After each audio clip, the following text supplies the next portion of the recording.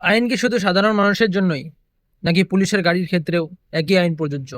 15 साल की जो गाड़ी उसका बाहर हो गया है वो हमारी एनवायरमेंट फ्रेंडली नहीं है। वो कानूनी तरीके से उसको रिन्यूअल रोड परमिट भी नहीं मिल सकता है। उसको बंद कीजिए, तुरंत बंद कीजिए।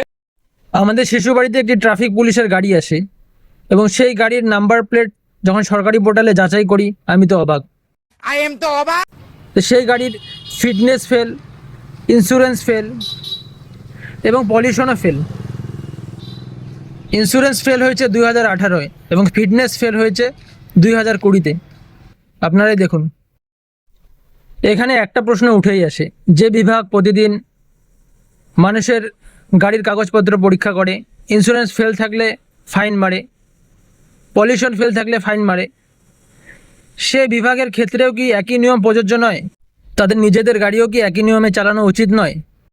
আমার উদ্দেশ্য কাউকে ছোট করা নয়, আইন যেন সমানভাবে সব জায়গায় প্রযোজ্য হয় এবং সবার জন্য সমান হয়, কারণ আইনের চোখে সবাই সমান হওয়াই উচিত।